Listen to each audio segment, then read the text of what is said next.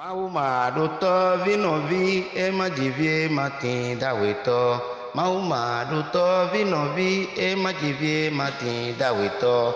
Viropo no we imau, viropo no we dagbelo, buso da logo nagbelo, so da logo nagbelo. Laila ila ila, laila ila ila ila la ila.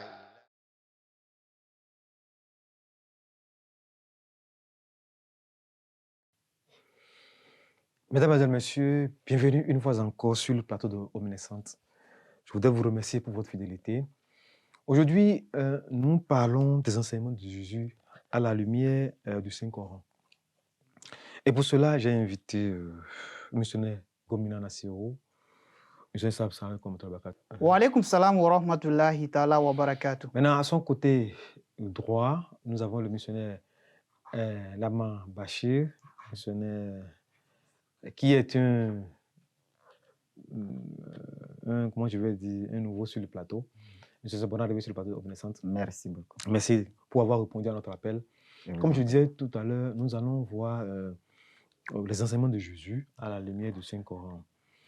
Mais il est important de noter que aujourd'hui, les enseignements, ce qu'on enseigne, ce qu'on dit de Jésus aujourd'hui vis-à-vis de ces enseignements est tout à fait en contradiction avec ce que le Coran nous a dit sur cette personnalité-là. Nous avons la première question. Comment expliquez-vous cette différence qu'il y a entre ce que le Coran dit des enseignements de Jésus et ce qu'aujourd'hui on entend, même voir parfois, on le lit dans la Bible, de ce qui a été les enseignements de Jésus-Christ, fils de Marie? Jazakumullah khairan pour cette question. Je dirais que le prophète Jésus, alayhi salatu wassalam, comme l'indique le Saint-Coran, est un envoyé de Dieu, envoyé aux enfants d'Israël afin de les tirer de la ténèbre spirituelle vers la lumière. Et d'ailleurs même, c'est le rôle de tout prophète.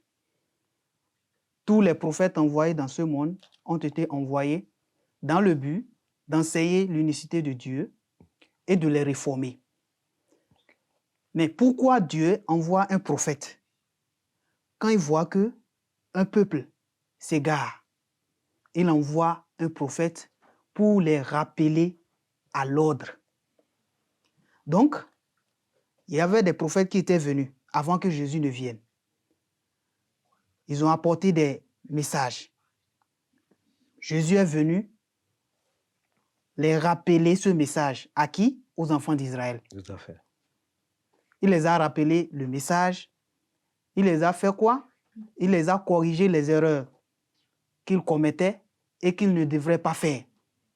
Donc, après le passage de Jésus, il a laissé ses enseignements, ce que Dieu lui a donné de transmettre. Il a transmis le message. Mais au fur et à mesure que le temps passe, l'homme oublie. Parce que le Coran nous dit de l'autre côté que l'homme a été créé faible. L'homme oublie. Et quand il y a de l'oubli, l'erreur est humaine. Ça s'installe. L'erreur s'installe. Et du côté de la Bible aussi, selon les histoires, lors des batailles, des guerres, là, la Bible a été détruite au moins 2 fois. Donc, et réécrit. Ça n'a pas été révélé de nouveau. Donc, c'est l'homme qui a réécrit la Bible. Ces enseignements-là, même si c'était révélé de la part de Dieu, il ne pouvait pas les réécrire textuellement. Ça, c'est un. Les enseignements que Jésus avait laissés au début venaient de Dieu, oui. Mais si nous voyons ce que nous voyons aujourd'hui, c'est certainement parce qu'après le départ de Jésus, il y a eu des interpolations, des ajouts. Ils ont soustrait d'autres versets, ils ont ajouté d'autres versets, et des paroles qu'un prophète ne peut pas prononcer ont été attribuées à Jésus. Je ne sais pas si vous avez quelque chose à ajouter sur ce premier point de ce qui explique, M. Gomina a bien expliqué, que ça explique cette différence que nous observons aujourd'hui entre les enseignements bibliques attribués à Jésus et le Saint-Coran. Notamment celui du fait que Jésus lui-même soit désigné par par les adeptes de Jésus aujourd'hui comme étant Dieu lui-même. Merci beaucoup pour cette question. Mhm. Mais comme nous tous nous le savons, chaque prophète que Dieu envoie ne prêche pas d'autres mots en dehors de l'unicité de Dieu. Voilà. Dans la Bible, c'est mentionné comme dans le Saint-Coran. Mais étant donné que si chaque prophète vient, il y a toujours des oppositions. Forcément. Il y a toujours des ennemis. Il y a toujours ceux-là qui sont là et qui empêchent le message-là de véhiculer. Si aujourd'hui, nous regardons les enseignements de Jésus à son époque, ce n'est pas tout le monde qui l'avait accepté étant comme prophète même de Dieu. Tout à fait. Ce n'est pas tout le monde. Tout à fait. Mais après son départ, c'est là que nous constatons même que celui qui n'avait même pas cru en lui, c'est lui qui s'est maintenant proclamé étant comme même un apôtre de Jésus. Alayhi salatu wassalam. Donc, tous ces enseignements, toutes ces autoproclamations-là peuvent aussi Expliquer pourquoi, cette différence. voilà, cette différence qui existe dans le fait qu'ils appellent Jésus étant comme Dieu. Maintenant, si nous regardons dans la Bible, nous pouvons lire ce qui suit. Si nous allons dans Marc 12, verset 29 à 31, les compagnons demandaient à Jésus quel est le premier de tous les commandements. Écoutez ce que Jésus les a expliqués. Il dit ceci: « Voici le premier, écoute Israël. Le Seigneur, notre Dieu, est l'unique Seigneur. » Le Seigneur, notre Dieu, est l'unique Seigneur. Maintenant, si Jésus a pu dire ceci, par quelle alchimie, voilà, aujourd'hui, ils se permettent d'appeler Jésus étant comment? Dieu lui-même. De la même manière, si nous regardons dans le Saint-Coran, là-bas, nous trouvons où Jésus dit « Inna Allah rabbi wa rabbukum fa'buduhu haza siratun mustaqim » que en vérité, Dieu est mon Seigneur et le vôtre. Alors adorez-le. C'est Jésus qui parle. C'est là le véritable voie de Dieu, qui est droit. Maintenant, si vous voyez cet enseignement de la Bible comparé au Saint-Coran, vous voyez que tous les deux enseignements parlent de paix. C'est-à-dire que c'est les mêmes paroles qui se confirment encore. Merci beaucoup, Moïse. Je ne sais pas si M. Ngomina a quelque chose à ajouter sur ce point-là, sinon on va évoluer. Mais quand même, moi, j'ai fait un petit exercice, moi-même, j'ai lu le Coran, mais j'ai vu qu'à plusieurs endroits, Jésus était appelé Seigneur. Comment pouvez-vous expliquer ce... Parce que le Seigneur, ça a une connotation un peu suprême. Est-ce qu'on peut... Si lui-même, quand il était là, on l'appelait Seigneur, pourquoi il n'a pas refusé et dit que non, appelez-moi plutôt par un autre mot? Au fait, la réponse à cette question même a été donnée déjà par Jésus. Parce que la meilleure façon de connaître quelqu'un, c'est de laisser cette personne se définir elle-même. Tout à fait. Dans Matthieu 15, verset 24, Jésus dit catégoriquement, « Je n'ai été envoyé qu'aux brebis perdues de la maison d'Israël, pour élucider qu'il est un prophète de Dieu. » Pour élucider qu'il est un prophète de Dieu. Lorsqu'on utilise le mot « Seigneur », cela sous-entend Dieu. Mais quelqu'un ne peut pas se dire être Dieu et enseigner quelque chose qui est contraire à sa déclaration.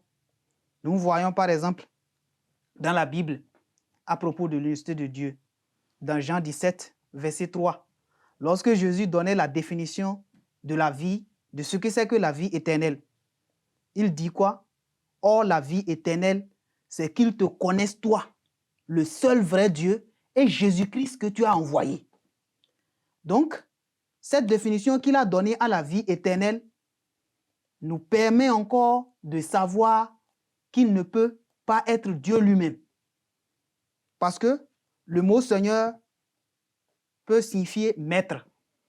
Comme on dit, un roi par exemple, c'est un mot qu'on utilise par exemple pour le respect. Comme étant un prophète de Dieu, on utilise ce mot pour le désigner comme signe de respect, maître. Sinon, nous voyons que ces enseignements contredisent catégoriquement parce que l'idéologie derrière ce mot est que lorsqu'on dit Seigneur, cela sous-entend que c'est un Dieu. Alors que Jésus lui-même définit sa mission comme étant quoi? Il dit, je suis descendu du ciel, non pour faire la volonté, non pour faire ma volonté, mais d'accomplir la volonté de celui qui m'a envoyé. Et qui a envoyé Jésus, c'est Dieu. Tout à fait. Dans Jean 17, verset 20, dans Jean 20, verset 17, autant pour moi, Jésus dit, ne me touche pas, mais va dire à mes disciples que je monte vers mon Père, qui est votre Père, vers mon Dieu, qui est votre Dieu. Donc, voici la réponse qu'a donnée Jésus à l'un des compagnons Tout à fait. pour les faire comprendre que voilà, je ne suis pas Dieu. Donc, lorsque l'enseignement vient, au bout du temps, au fil du temps, le message, il y a interpolation, il y a modification, et ainsi de suite. Donc, ce mot ne doit pas causer de doute dans notre tête. Comme je l'ai dit, cela signifie maître, Maître. ou cela a souvent été utilisé dans la Bible comme un signe de respect à Jésus. Ah, Jésus. Merci beaucoup, Maurice Sabo. On va continuer. Il y a aussi le problème de... Ah, Si oui, vous me permettez, allez-y. je vais ajouter quelque chose sur ce qu'il a dit. Oui, tout à fait. Ce mot qui est utilisé, Seigneur, n'est-ce pas? Nous tous vraiment nous entendons peut-être qu'il s'agit de Dieu. Mais en réalité, ce n'est pas Dieu. Prenons l'exemple de nos rois ici en Afrique.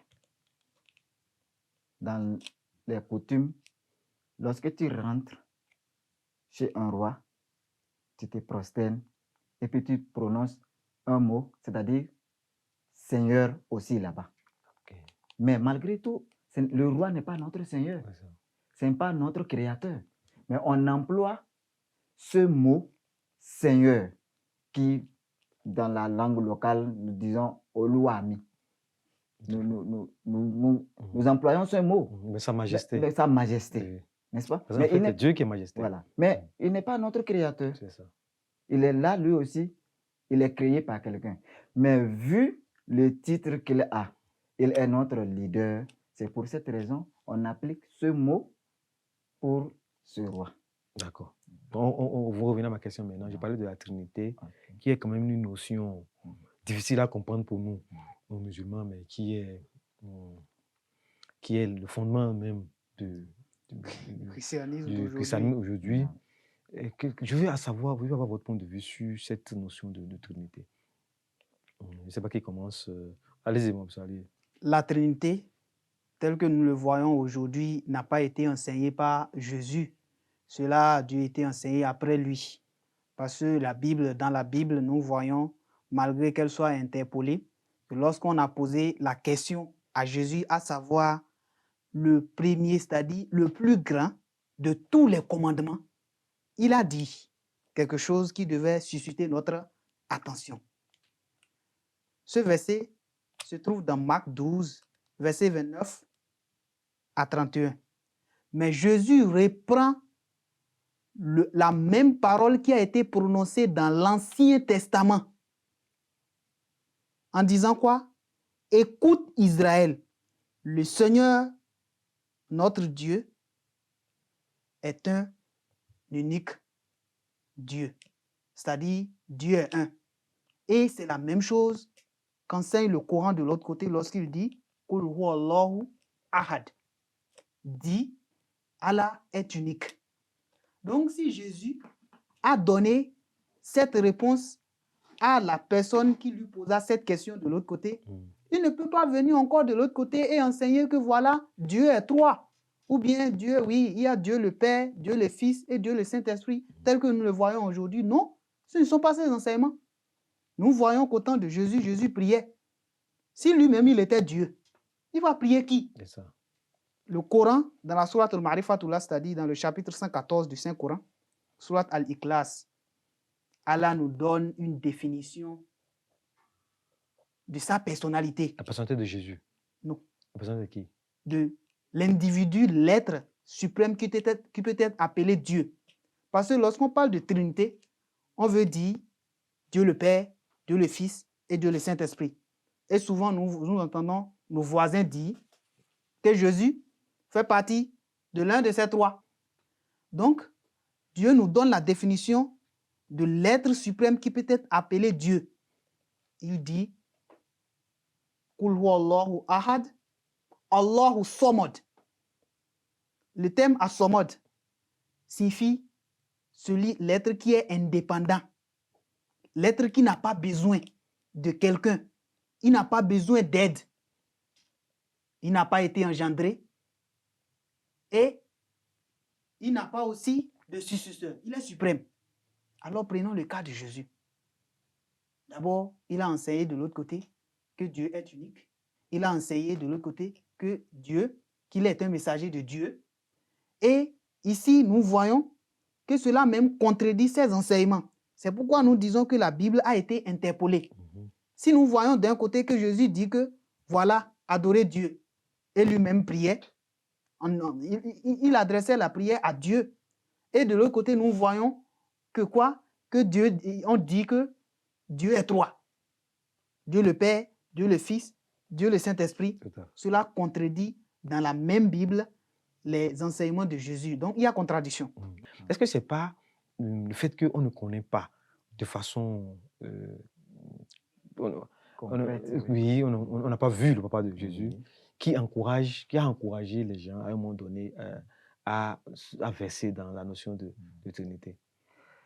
Alhamdulillah, cette question que vous venez de poser, si nous allons prendre ça comme vous venez de le dire, c'est-à-dire Jésus est né sans un père, donc pour cette raison, il doit être Dieu ou on doit l'appeler quoi que ce soit. Mais dans ce cas, quel nom nous allons utiliser à Adam? Qui lui aussi est né d'ailleurs sans père. Sans père, sans mère même, il n'a même pas de mère. Donc si Adam est né sans un père, ni une mère, alors que l'autre est né, Jésus est né avec une mère, qui est mieux qualifié à être peut-être Dieu ou bien fils de Dieu? Vous allez constater que Adam est mieux placé alors. D'ailleurs, même si nous rentrons dans la Bible nous parle d'un roi Melchisedec, qui n'a ni de début, ni la fin, ni de progéniture, ni quoi que ce soit, qui est là.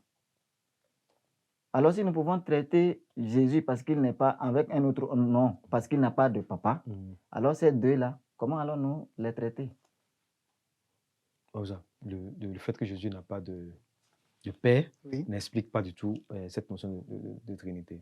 Donc je disais à propos de la Trinité que si l'enseignement de Jésus était le message qu'il a reçu de son Père, à savoir d'adorer Dieu qui est son créateur, comment se fait-il qu'aujourd'hui nous voyons que d'autres pensent ou bien d'autres disent que Dieu est trois? Raison pour laquelle Allah le Très-Haut, il corrige ce verset biblique dans son livre révélé, c'est-à-dire le Saint-Coran, et il avertit en même temps ceux qui pensent que Dieu est trois. Allah dit ceci dans le Saint-Coran, il dit « Aux gens du livre, n'outrepassez pas les limites de votre religion et ne dites rien que la vérité concernant Allah. En vérité, le Messie Jésus, fils de Marie, n'était qu'un messager d'Allah et un accomplissement de sa parole qu'il a fait descendre sur Marie et une miséricorde divine. » Allah continue. « Ainsi, croyez en Allah et en ses messagers et ne dites pas ils sont trois. Cessez de dire cela. Cela vaudra mieux pour vous. En vérité, Allah est le seul et unique Dieu. Saint est-il bien au-dessus du besoin d'avoir un fils. C'est à lui qu'appartiennent tout ce qui est aux cieux et tout ce qui est sur la terre, et Allah suffit comme gardien. Voilà qui est bien clair. Toujours sur cette... Vous avez quelque chose à ajouter par rapport à cette notion de Trinité. Oui. Oui, allez-y. Entrons aussi encore dans le Saint-Coran. Là-bas, il y a un verset coranique qui dit ceci. Allah subhanahu wa ta'ala pose une question à Jésus. Il dit, Ya Isa ibn Maryam, a anta qulta linnasi ittakhizuni wa ummiya ilahayni min dunillah? Ce qui veut dire que quoi?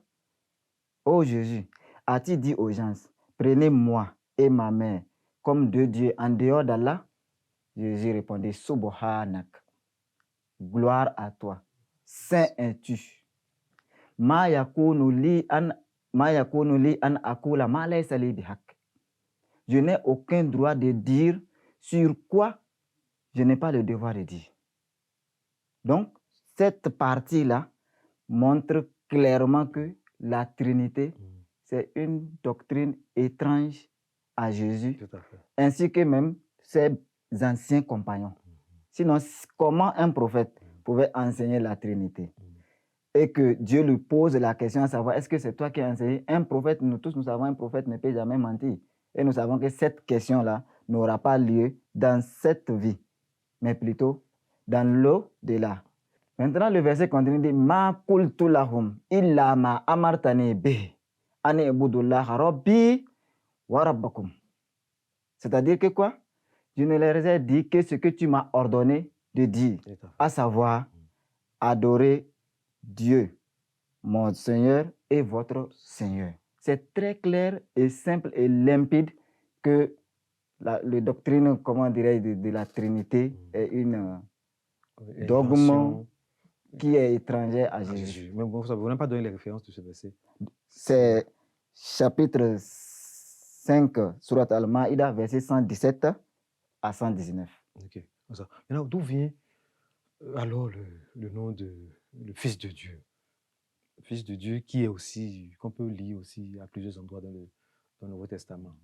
Je comprends que ça va être aussi des ajouts. Oui, comme je l'ai déjà mentionné, c'est l'interpellation qui nous conduit dans tous ces genres de massacres. Pourquoi massacre? Parce que le message que lui-même il a donné, nous voyons qu'il y a une contradiction. Et tous les prophètes qui ont été envoyés ont reçu presque le même message, c'est-à-dire enseigner l'unicité de Dieu et réformer leur peuple. Donc, si nous voyons aujourd'hui, nous lisons aujourd'hui dans la Bible que Jésus a été désigné comme étant le Fils de Dieu, cela doit susciter beaucoup d'attention. Cela ne doit pas être pris à la légère. C'est-à-dire qu'on doit l'interpréter. Tout à fait. Donc, lorsqu'on dit Fils de Dieu, cela ne veut pas dire que Dieu a un fils au sens littéral. Non. Parce que si Dieu avait un fils, ça ira contre ce que Jésus même a enseigné. Tout à fait. Et Dieu n'a pas de fils, le Coran le confirme très bien. Dieu n'a pas de fils, il n'a jamais engendré et il n'a pas été engendré lui aussi. Lui aussi. D'accord.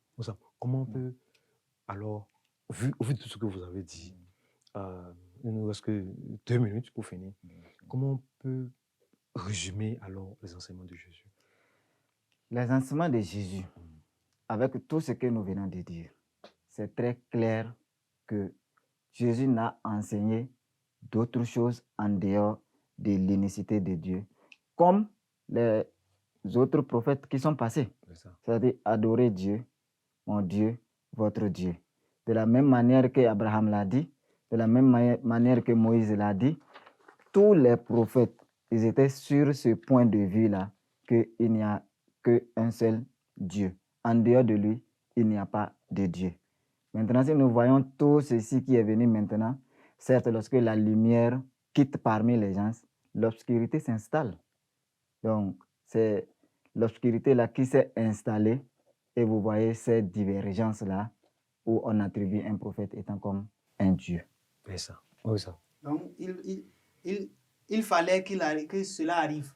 Il fallait que cela arrive et que Dieu envoie encore un autre prophète pour rappeler les hommes, et pour rappeler, pour corriger et pour faire comprendre aux hommes que voilà ce que vous lisez dans un tel livre révélé, qui était révélé, n'est pas en fait ce que j'avais dit.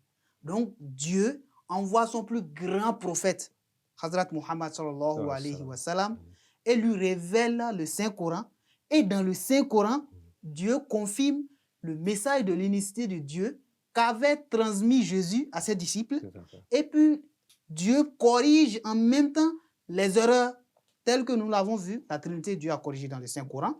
Oui, Le terme fils de Dieu, Dieu a mentionné clairement dans le Coran oui. qu'il n'a pas de fils et que Jésus n'a pas de fils. Jésus n'est pas son fils aussi. Donc, les erreurs viennent et que pour corriger ces erreurs, Dieu envoie un prophète qui vient rappeler les gens à l'ordre pour les mettre sur le droit chemin. Parce que c'est quand l'égarement vient, il faut que Dieu envoie quelqu'un pour les rappeler. Parce qu'ils ont oublié le message, le vrai message. Il y a les interpolations, ils se sont égarés. Et comme Dieu dit, Allahu waliyul lazina amanu yukhrijukum minaz zulumat ila nur. Allah est l'ami des croyants. Allah est l'ami des croyants. Il les fait sortir des ténèbres spirituelles vers la lumière.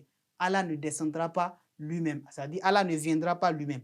Mais il va désigner un prophète, c'est-à-dire un représentant pour transmettre son message. Et ce message, il le reçoit à travers la révélation divine. Merci beaucoup, Moïse. Nous sommes à présent à la fin de votre émission. Vous aurez compris que toute cette notion, notamment de la Trinité, du fait que Jésus soit traité, soit appelé Dieu, est une notion qui n'est pas celle de Jésus lui-même, puisque le Coran dénie, le Coran refuse d'accepter que Jésus lui-même ait véhiculé ce genre d'enseignement. Je vous remercie pour votre attention. Je vous donne rendez-vous très rapidement sur ce même plateau. Assalamu alaikum wa rahmatullahi wa barakatuh. Wa alaykum salam wa rahmatullahi wa barakatuh. La ilaha illa illa, la ilaha illa illa illa, la ilaha illa, la ilaha illa illa, la ilaha illa illa illa, la ilaha illa, la ilaha illa. Mahuma to vinovi, majivie matinda weto. Mahuma to vinovi, e majivie matinda weto. Viropo no we imahu, viropo no we dagbelo bosodo.